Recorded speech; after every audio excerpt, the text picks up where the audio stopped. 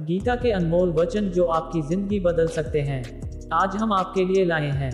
भगवद गीता के अनमोल विचार जो भगवान श्री कृष्ण ने दिए थे।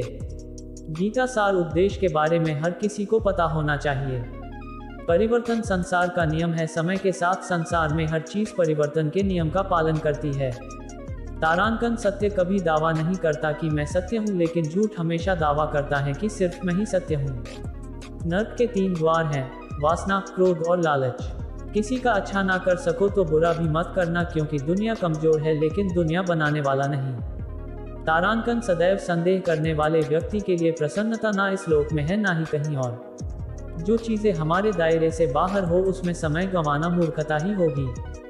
न तो ये शरीर तुम्हारा है और न ही तुम इस शरीर के मालिक हो। ये शरीर 5 तत्वों से बना है, आग, जल, वायु, पृथ्वी और आकाश। एक दिन ये शरीर इन्हीं 5 तत्वों में विलीन हो जाएगा।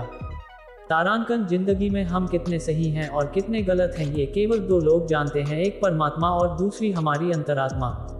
परिवर्तन ही संसार का नियम है। एक पल में हम करोड़ों के मालिक हो जाते हैं और दूसरे पल ही हमें लगता है कि हमारे पास कुछ भी नहीं है। क्रोध से भ्रम पैदा होता है, भ्रम से बुद्धि व्यग्र होती है। जब बुद्धि व्यग्र होती है तब तर्क नष्ट हो जाता है। जब तर्क नष्ट होता है तब व्यक्ति का पतन हो जाता है। जैसे अंधेरे में प्रकाश की ज्योति जगमगाती है, ठीक उसी प्रकार से सत्य की चमक भी कभी फीकी नहीं पड़ती। इसलिए व्यक्ति को सदैव सत्य के मार्ग पर चलना चाहिए। मनुष्य जिस रूप में ईश्वर को याद करता है, ईश्वर भी उसे उसी रूप में दर्शन देते हैं।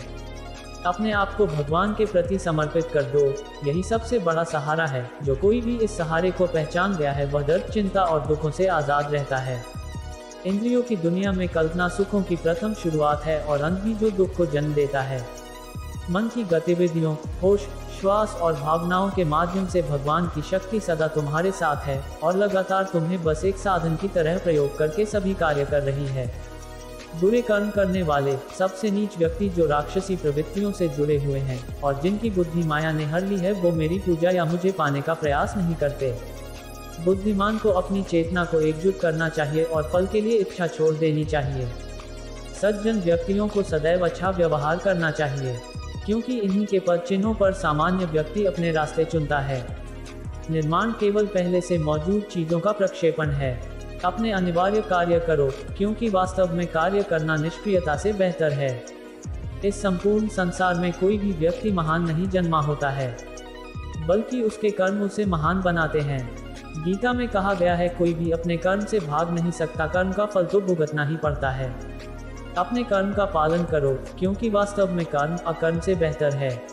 सही कर्म वह नहीं है जिसके परिणाम हमेशा सही हो, अपितु सही कर्म वह है जिसका उद्देश्य कभी गलत ना हो। इंसान हमेशा अपने भाग्य को कोसता है, ये जानते हुए भी कि भाग्य से भी ऊंचा उसका कर्म है जिसके स्वयं के हाथों में है। बिना फल की कामना से किया गया कार्य ही सच्चा कर्म है। ईश्वर चरण में हो समर्पण वही केवल धर्म है। ज्ञानी व्यक्ति ज्ञान और कर्म को एक रूप में देखता है। ज्ञानी व्यक्ति को कर्म के प्रतिफल की अपेक्षा कर रहे अज्ञानी व्यक्ति के दिमाग को अस्थिर नहीं करना चाहिए। अप्राकृतिक कर्म बहुत तनाव पैदा करता है। किसी और का काम पूर्णता से करने से कहीं अच्छा है कि अपना काम करें, भले ही उसे अपूर्णता से करना पड़े। अच्छे कर्म करने के बावजूद भी लोग केवल आपकी बुराइयां ही याद रखेंगे, इसलिए लोग क्या कहते हैं इस पर ध्यान मत दो, तुम अपना कर्म करते रहो। कर्म उसे नहीं बांधता जिसने काम का त्याग कर दिया है।